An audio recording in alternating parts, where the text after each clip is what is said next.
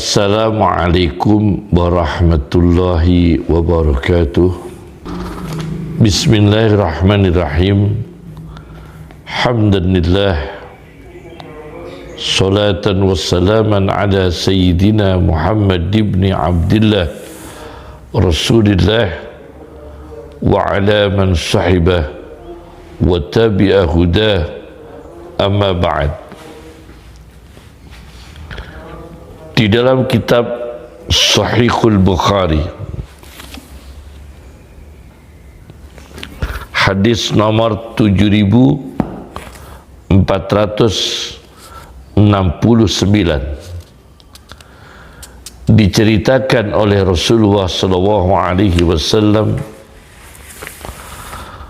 bahwasanya Nabi Sulaiman mempunyai 60 istri.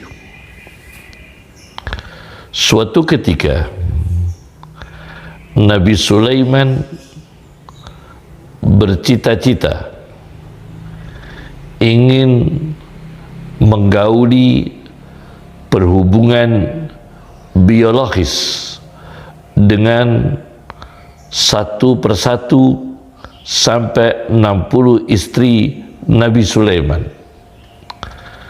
dengan cita-cita apabila sudah menggauli hubungan biologis dengan 60 istri itu, kelak masing-masing dari 60 istri itu mempunyai proses reproduksi yang kemudian melahirkan manusia, yang manusia ini dicita-citakan oleh Nabi Sulaiman alaihissalam menjadi tentara kavaleri, yakni faris, pasukan tentara berkuda. Tetapi Nabi Sulaiman ini tanpa mengucapkan insya Allah, hanya diucapkan dengan lisan cita-cita semua itu, tapi tidak dibarengi dengan insya Allah apabila Allah menghendaki. Apa yang terjadi? Kata Rasulullah SAW, "Fama waladat min gunna imra'atun." Maka dari sekian 60 istri Nabi Sulaiman, tidak ada yang melahirkan anak ketika itu kecuali satu istri. Itu saja, waladat syiqqa ghulam, melahirkan seorang anak yang cacat tidak sempurna, yakni tubuhnya separuh. Akibat Nabi Sulaiman lupa mengucapkan insya Allah. Kata Rasulullah SAW, "Lau kana Sulaimanu istasna," jika Nabi Sulaiman cita-citanya itu dibarengi dengan kata-kata insya Allah, la hamalat kullu imra'atin minhunna, insya Allah masing-masing istri dari 60 istri itu akan hamil bayi, fawaladat farisan yuqatilu fi sabilillah, yang kemudian melahirkan anak, masing-masing melahirkan anak laki-laki tentara berkuda yang perang fi sabilillah, di jalan Allah, seperti yang dicita-citakan oleh Nabi Sulaiman. Jadi kajian insya Allah pada pertemuan ini pertama tinjauan teologi, yaitu tinjauan tauhid, bahwasanya segala cita-cita manusia itu terwujud atau tidak terwujud, berhasil atau tidak berhasil, itu semua di bawah masyiatullah, di bawah kehendak Allah Subhanahu wa ta'ala. Karenanya kita apa-apa dengan mengucapkan insya Allah. Bahkan di dalam Al-Quran, insya Allah itu diulangi sampai 6 kali. 6 kali ini mempunyai makna teologis semua. Pertama, wa inna insya'allahu lamuhtadun, dan sesungguhnya kita, jika Allah menghendaki, sungguh kita akan termasuk orang yang dapat hidayah. Al-Baqarah ayat 70. Kemudian ada ayat insya'allahu aminin, insyaallah menjadi orang-orang yang aman. Surat Yusuf ayat 99 dan surat Al-Fathu ayat 27. Insyaallah mendapatkan hidayah, insyaallah menjadi orang yang aman. Yang ketiga, insyaallahu minas salihin, insyaallah termasuk orang-orang yang saleh. Al-Qasas ayat 27. Kemudian yang keempat, insyaallahu minas sabirin, insyaallah termasuk orang-orang yang sabar. As-Saffat ayat 102. Insyaallahu sabiran, insyaallah orang yang sabar. Surat Al-Kahfi ayat 69. Jadi secara teologis mendapatkan hidayah, petunjuk, kondisi aman, berkualitas salih, mental psikologis yang sabar, itu semua ada teologinya. Tidak bisa hanya bergantung, tidak bisa diandalkan dengan ikhtiar manusia. Aman, hidayah, sabar, kesalihan itu semua di bawah masyiatullah, kehendak Allah. Itu teologinya. Ini masih tinjauan teologis, yaitu tinjauan yang pertama. Di dalam Al-Quran, di surat At-Takwir, surat At-Takwir ayat 29, wa ma tasha'una illa ayyasha'allahu rabbul alamin, dan kalian tidak menghendaki kecuali jika Allah menghendaki, Allah Tuhan semesta alam. Nah, meskipun manusia itu punya rencana, punya keinginan, punya khittah, planning, punya rencana, punya program, tetapi program itu muncul dalam hatinya, itu dikehendaki oleh Allah untuk munculnya program itu. Sampai secara real dan konkret program itu menjadi sesuatu yang nyata, yang realitas, yang konkret, yang visual, itu pun dikehendaki oleh Allah. Maka redaksi Al-Quran surat At-Takwir ayat 29, bahwa keinginan manusia untuk mau terwujudnya sesuatu, itu munculnya sesuatu terwujud karena ada program, karena ada rencana manusia. Terwujud madrasah, terwujud pondok pesantren, terwujud masjid. Tapi manusia punya rencana itu dimunculkan oleh Allah. Dan untuk mewujudkan rencana itu, dari proses satu sampai proses terakhir, juga dengan takdir dan qadanya Allah Subhanahu wa ta'ala.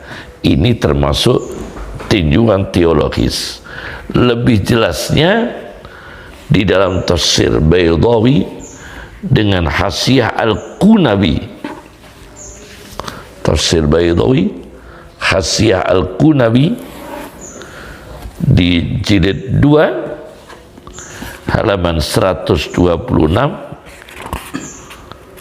sampai 127, yaitu dengan mengambil teologinya Abu Mansur Al-Maturidi, wa ma tasha'una illa ayyasha Allahu Rabbul Alamin.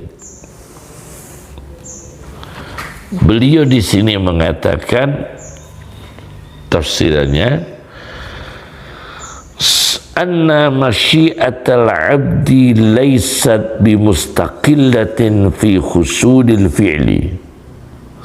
Sesungguhnya kehendak hamba tidak bisa independen, tidak bisa mandiri, tidak bisa merdeka untuk menghasilkan suatu tindakan, yakni mewujudkan hal-hal yang konkret, tidak bisa. Bal innama yujadul fi'lu, balik sesungguhnya diwujudkan tindakan itu bimasyiatillahi, dengan kehendak Allah Ta'ala.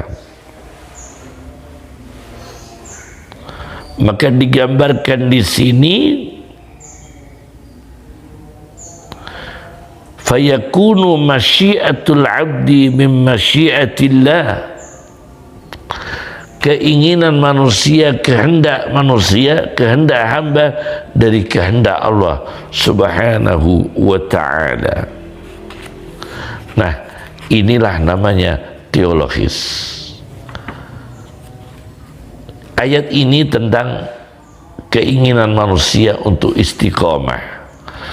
Maka tafsirnya di dalam Hasyiah Kunawi dari tafsir Baydawi, wa ma tasha'una al-istiqamah fi waqtin minal awqat, dan tidaklah kalian semua menginginkan istiqamah di dalam waktu, di antara waktu-waktu, illa waqta ayyasha Allah masyiatakum, kecuali pasti bertepatan dengan waktu di mana Allah menghendaki keinginan kalian, menghendaki rencana kalian, menghendaki masyiatakum, keinginan kalian, kehendak kalian, rencana kalian, planning kalian. Dan istiqomah itu sendiri ditafsirkan oleh Imam Hasyiah Kunawi, istiqomah ialah mukhafadatul hudud, menjaga batas-batas syariat, wasyukru alal mawjud, mensyukuri yang ada, wassabru alal maksud, sabar terhadap perkara yang dituju. Ini yang pertama, adalah tinjauan teologisnya. Masalah kedua ialah tinjauan filsafatnya. Filsafatnya satu, tentang insya Allah dapat hidayah. Meskipun di dalam tafsir Al-Maraghi, ini masalah kedua, tinjauan filsafat. Di dalam tafsir Al-Maraghi, Mustafa Al-Maraghi, jilid 1 halaman 35, bahwa hidayah Allah yang diberikan kepada manusia itu dibagi menjadi 4. Satu, petunjuk Allah kepada manusia berupa ilham, inspirasi. Seperti bayi mempunyai ilham dari Allah, terasa dengan nalurinya, dengan instingnya untuk mendapatkan gizi, yang kemudian bayi itu mencari ibunya untuk mendapatkan susu, mendapatkan gizi.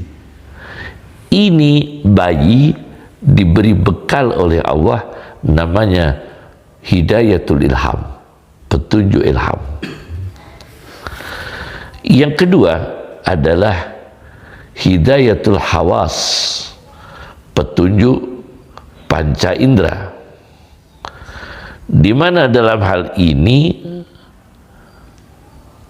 binatang dan manusia, manusia dan binatang mempunyai petunjuk panca indera. Panca indera telinga, panca indera mata, dan panca indera penciuman, panca indera rasa, zauq, panca indera meraba. Itu semua dimiliki oleh manusia dan binatang. Bahkan di sini di dalam tafsir Al-Maraqi disebutkan dua hidayah ini, dua hidayah petunjuk berupa ilham, hidayah berupa panca indera, itu dua-duanya ada pada manusia dan binatang.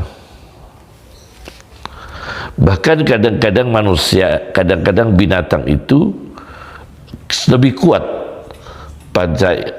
hidayah ilhamnya dan hidayah panca inderanya lebih kuat daripada ilham dan hidayah panca indera yang diterima oleh manusia.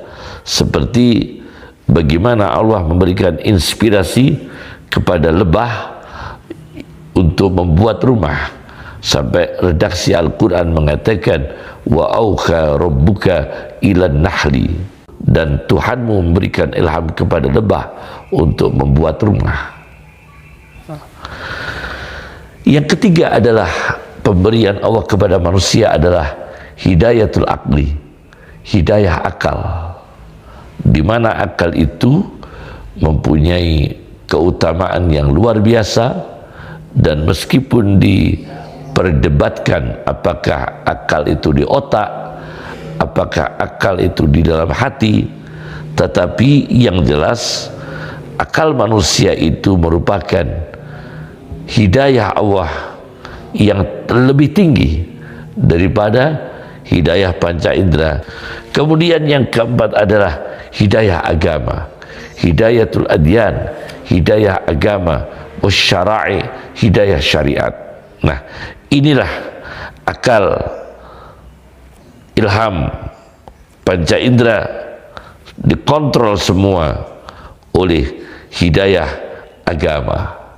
Nah, maka kita secara filsafat Islam, insya Allah la muhtadun, kita mendapatkan hidayah, yakni 4 macam hidayah ini semoga stabil dalam diri kita, umat Islam. Kemudian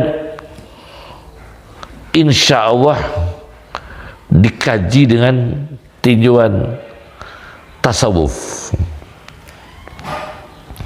Di antaranya adalah insyaallahu minas sabirin, insyaallahu sabiran. Insya Allah termasuk orang sabar, insya Allah diri kami sabar. Saya baca di dalam kitab ini yang tinjauan ketiga, tinjauan teologis sudah, tinjauan filsafat, kemudian tinjauan tasawuf. Saya baca di dalam tafsir Fakhruddin Ar-Razi, tafsir Fakhruddin Ar-Razi karya Imam Fakhruddin Ar-Razi, tafsir Mafatihul Ghaib, di juz 2 Al-Quran, ketika menafsirkan ayat 155 surat Al-Baqarah, wa basyiris sabirin, dan berikanlah kabar gembira kepada mereka yang sabar. Beliau Imam Fakhruddin Ar-Razi di dalam tafsir Ar-Razi jilid 2, kalau kitabnya tafsir Ar-Razi juz 4, kalau Qur'annya juz 2, mengutip dari penjelasan Al-Ghazali di dalam kitab Ihya Ulumuddin bahwasanya kesimpulannya adalah definisi sabar menurut Al-Imam Hujjatul Islam Al-Ghazali, juga diterima oleh Al-Imam Fakhruddin Ar-Razi. Sabar itu adalah kontradiktif, perlawanan. Sabar adalah kontra, perlawanan akal kepada nafsu, yang kemudian dimenangkan oleh akal.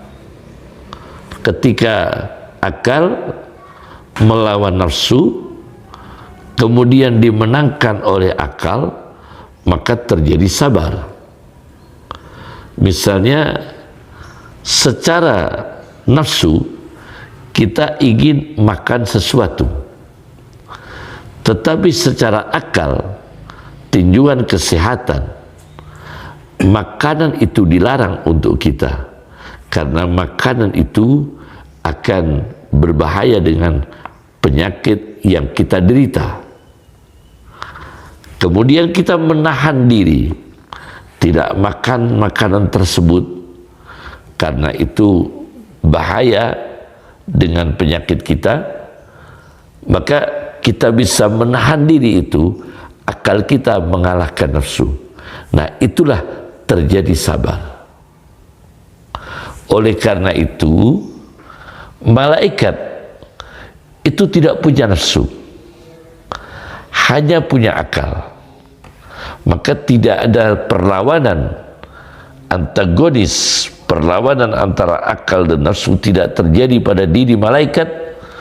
Maka Al-Ghazali mengatakan sifat sabar tidak ada dalam malaikat. Malaikat itu makhluk Allah yang suci, tapi khususnya tidak sabar, sifat sabar tidak dimilikinya. Karena apa? Tidak ada perlawanan antara akal melawan nafsu, karena malaikat hanya punya akal tanpa nafsu. Begitu juga binatang, hewan, itu hanya punya nafsu, tidak punya akal, maka tidak ada yang melawan, maka tidak terjadi sifat sabar. Ini tujuan ilmu tasawuf. Oleh karena itu, betul-betul ayat-ayat yang sangat penting kita baca, insya Allah 6 kali dalam Al-Quran. Ini tinjauan yang ketiga. Yang terakhir adalah khasiat insya Allah, bahwa kita membaca insyaallahu aminin Al-Quran yang saya sebut tadi di dalam insyaallah la muhtadun 1 kali, ayat Al-Baqarah ayat 70. Insyaallahu aminin pertama, insyaallahu la muhtadun 1 kali, ayat 70 Al-Baqarah. Insyaallahu aminin 2 kali, surat Yusuf ayat 99 dan surat Al-Fathu ayat 27. Insyaallahu minas salihin, insyaallah termasuk orang-orang yang saleh, surat Al-Qasas ayat 27. Yang keempat, insyaallahu minas sabirin, termasuk orang-orang sabar, surat As-Saffat ayat 102.